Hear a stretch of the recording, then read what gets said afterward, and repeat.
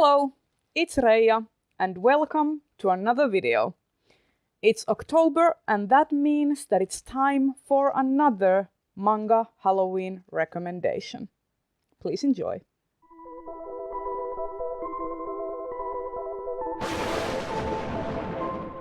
The first manga series that I want to recommend for Halloween is Shiul Aruin, The Girl from the Other Side by Nagabe.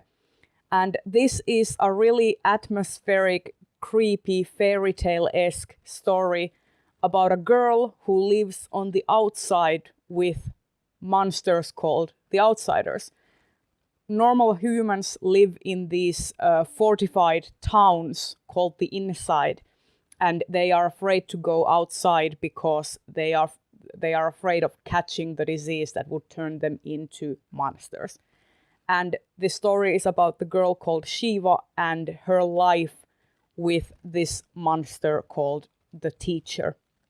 And it is about friendship, found family, and there is this mystery of why Shiva isn't catching this disease. And there are themes of prejudice. These people are prejudiced against these monsters. They think them deranged, kind of rabid creatures that would hurt them, but there's so much more to them. And I love this story. The art is very beautiful, kind of sketchy, very inky, and there's just so much to love. So if you are a fan of dark and twisty fairy tales, please give this one a go. It is still an ongoing series, and currently there are 5 volumes out. Next series I want to recommend is Mushishi by Yuki Urushibara. And this is another very creepy, slow-paced, atmospheric, dreamlike manga series. The story follows a character called Ginko, who is a Mushishi, and he goes around this world that is kind of inspired by historical Japan, though it is never called Japan, and he helps people with their troubles with mushi. Mushi are kind of these microorganisms that are reminiscent of spirits and yokai, but they are kind of a biological, natural take on them.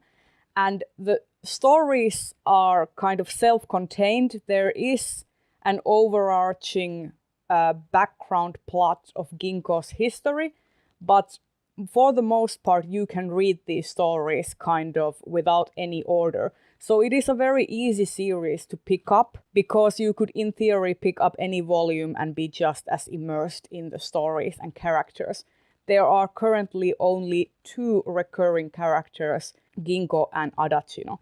So it is a very easy series to pick up. There are very creepy stories, there are beautiful stories. It kind of plays the whole gambit of fairy tale to horror, and I highly recommend the series. Next I want to recommend The Promised Neverland by Kaiu Shirai and Posuka Demizu. This is a relatively new shonen manga, which means that the target demographic is boys, but this has a lot of interesting characters, both female and male, and the story and world building are absolutely stellar. This is one of the best mangas I've read recently. I've been devouring the volumes as they come out. And this is a story about these children who live in this orphanage called the Gracefield House. And everything seems to be perfectly balanced. It's kind of like this utopia. The children get to play, they get to study, and they live very balanced lives with their mother, who is their caretaker. There is just one weird thing. They all have these numbers in their necks, identification numbers, and they have to take this test every day that ranks them. And there is a sinister secret lurking behind the scenes of Gracefield House, and some of the children find that secret out. And from then on, it becomes a battle of wits between the children and the caretaker, who is obviously trying not to let them escape. I could tell you what the secret is, but I'd rather you just dive in to this series and find out for yourself. I will say that the twist and the secret is not the main crux of the story. It is the world building, the way these children think and the way they are trying to escape, and what comes after. The art is also very good, and I like that this is a very diverse series. There are lots of different kinds of characters, different shapes, sizes, skin colors, and that is a rare treat in a manga like this. So I would highly recommend this. Definitely pick this one up if you haven't already. And like last year, I can't go a manga recommendations video without mentioning Naoki Urasawa, who is pretty much the master storyteller of manga. Last year I recommended 20th Century Boys. This year it's all about Monster. Monster is a psychological thriller that follows a Japanese doctor called Tenma who is living in Germany. The story takes place a few years after the Berlin Wall has been broken. And it is the story about Tenma who helps this boy without the permission of the senior doctors who would want him to operate on a more lucrative patient, but he helps this boy who has been shot in the head and saves his life. And after that, he gets criticized by the upper hierarchy of the hospital, and the people who criticize him end up dead. This draws suspicion to Tenma, and later on, he gets framed for a murder he didn't commit. And it is about Tenma trying to find the real killer, trying to cleanse his reputation, and being on the run, and at the same time finding new people and confiding in them and helping them along the road. And it is so intense. It is also hopeful. It has so many beautiful themes and characters. And the thing about this series is that even though it's long, it keeps you on your toes all the time. And it has one of the best villains I have ever read about. This has a stellar villain, and I would highly recommend you to pick this up. Even if you would not be normally a fan of psychological thrillers, just to find out about the villain, I would recommend this. It is amazing. And my final recommendation for this batch of manga for Halloween is Blame by Tsutomu Nihei.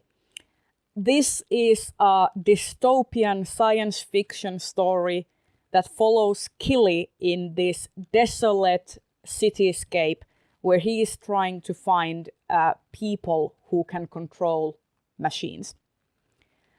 Machine-kind has taken over the world and pretty much killed the majority of people. There are people living in these hidden clusters across this huge spanning machine metropolis.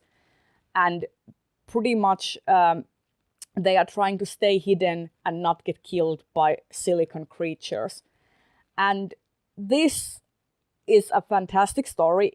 It has very little dialogue. It's mostly very atmospheric, huge sprawling sceneries of Killy just exploring the cityscape, and there is this impending dread of what lurks behind the corner.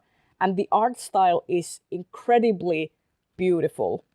It is very sketchy, and I especially like this master edition that has very large-scale images, so you can see the art. Tsutomu Nihei is actually an architect by his original trade, and that shows in the way he draws scenery.